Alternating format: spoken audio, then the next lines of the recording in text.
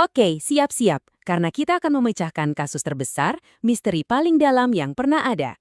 Ini bukan soal siapa pelakunya, tapi soal apa yang bikin Anda jadi Anda. Hari ini, kita semua jadi detektif pikiran menyelidiki kasus kesadaran. Coba deh pikirin sebentar. Ada benda seberat 1,5 kilo di dalam kepala Anda, cuma gumpalan sel dan listrik. Gimana ceritanya benda itu bisa menciptakan seluruh alam semesta di dalam diri Anda? Gimana caranya dia bisa ngerasain patah hati, nikmatin musik, atau bahkan sekedar bertanya-tanya, aku ini siapa sih? Nah, inilah pertanyaan inti dari penyelidikan kita. Para ilmuwan sih nyebutnya masalah sulit kesadaran. Kalau saya lebih suka bilang ini kasus terbesar kita. Ini bukan teka-teki biasa.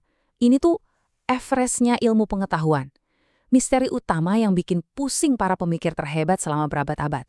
Oke, mari kita selidiki. Setiap kasus pasti punya tempat kejadian perkara, atau TKP. Dan dalam misteri kesadaran ini, TKP-nya ada persis di antara kedua telinga kita. Yuk kita pakai sarung tangan forensik kita dan masuk ke labirin otak buat cari petunjuk. Area investigasi pertama, hardware-nya. Otak itu sendiri. Di mana sih sebenarnya kesadaran itu sembunyi di dalam jaringan neuron yang super rumit ini? Ayo kita cari tahu. Pertanyaan pertama setiap detektif, di mana tepatnya pelakunya? Apa ada satu neuron kesadaran ajaib gitu? Satu sel tunggal yang jadi sumber semua pengalaman kita? Dulu sih ada yang mikir gitu, tapi ternyata kasus ini nggak semudah itu. Petunjuknya jauh lebih ribet dari yang kita kira. Dan ini dia petunjuk krusial pertama kita. Kesadaran itu bukan pertunjukan solo, tapi sebuah simfoni raksasa. Dia bukan satu titik, tapi aktivitas listrik yang sinkron di seluruh jaringan otak. Dia adalah tarian miliaran neuron yang terjadi serempak. Coba lihat orkestra ini. Tiap bagian punya peran yang jelas banget. Batang otak itu kayak tombol powernya. Klik, sistemnya nyala. Tanpa dia, kita koma. Terus ada talamus. Ini nih hub pusatnya. Stasiun super sibuk yang ngatur semua lalu lintas data. Dan korteks? Nah, disinilah keajaibannya. Orkestranya main, dipimpin sama gelombang gamma yang nyatuin penglihatan, suara, perasaan, jadi satu pengalaman sadar yang utuh. Oke, TKP sudah kita periksa. Sekarang, waktunya kita ketemu sama para detektif utamanya, teori-teori ilmiah yang coba nyusun semua petunjuk ini biar jadi masuk akal. Di ruang interogasi kita, ada dua tersangka utama. Di satu sisi, ada Global Workspace Theory, yang ngeliat kesadaran itu kayak sorotan panggung di teater pikiran. Di sisi lain, ada Integrated Information Theory yang ngelihatnya kayak jaring informasi yang saling terhubung. Dua pendekatan yang beda banget buat kasus yang sama. Yuk, kita bedah detektif nomor 1, GWT. Bayangin otak Anda itu panggung teater. Banyak banget proses yang terjadi di belakang panggung, di alam bawah sadar kita. Tapi, pas sebuah informasi, misalnya nama Anda dipanggil, jadi cukup penting, bam, lampu sorot langsung nyala. Informasi itu dibawa ke panggung dan disiarin ke semua penonton, alias ke seluruh bagian otak. Nah, momen siaran global itulah yang kita rasain sebagai kesadaran. Sekarang, detektif nomor 2, EIT, pendekatannya beda total. Buat dia, ini bukan soal lampu sorot, tapi soal koneksi. Kesadaran itu muncul pas informasi di dalam sistem udah sangat terintegrasi, nyambung banget sampai nggak bisa dipisah-pisah. Mereka bahkan punya ukuran matematis buat ini, namanya phi. Makin tinggi nilai phi satu sistem, makin rumit jaring informasinya, makin sadar juga sistem itu. Jadi intinya, kesadaran itu soal seberapa terhubungnya sebuah informasi. Tapi tunggu dulu, tepat pas kita kira kasusnya udah mulai jelas, tiba-tiba masuk satu agen nyeleneh dengan teori yang datang dari dunia yang aneh banget, dunia fisika kuantum.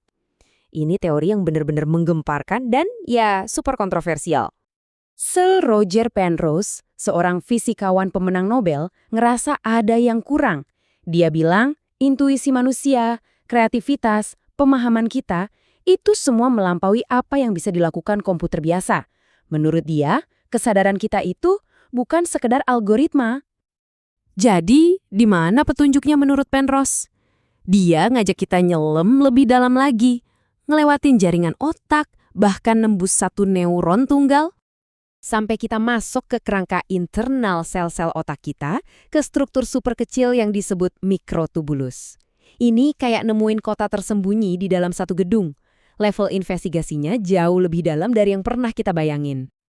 Dan disinilah teorinya jadi benar-benar liar. Penrose dan rekannya, Stuart Hameroff, berteori kalau di dalam mikrotubulus ini terjadi proses kuantum.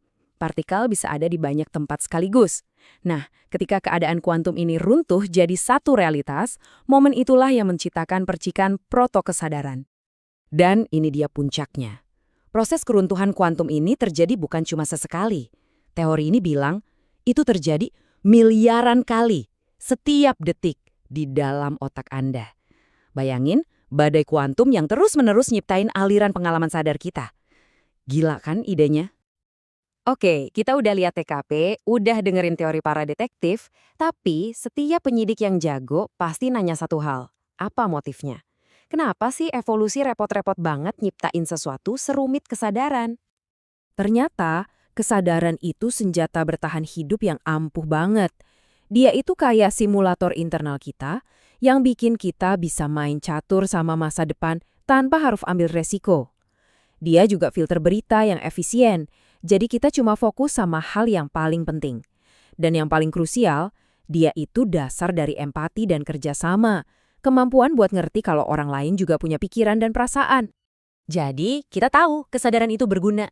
Banget. Ini ngejelasin fungsi kesadaran. Tapi semua penjelasan fungsional ini, secanggih apapun, masih ninggalin satu lubang menganga di tengah kasus kita. Ada satu pertanyaan yang bikin semua teori ini diam 1000 bahasa. Bagian tersulit dari kasus ini, pertanyaannya ini. Kita bisa jelasin secara ilmiah gimana mata dan otak memproses cahaya warna merah. Tapi kita sama sekali nggak bisa jelasin kenapa pengalaman ngelihat warna merah itu rasanya ya kayak gitu. Kenapa nggak terasa kayak bau melati atau suara piano? Pengalaman subjektif murni ini, rasanya kopi di pagi hari, angetnya sinar matahari, sakitnya jari kepentok, disebut qualia.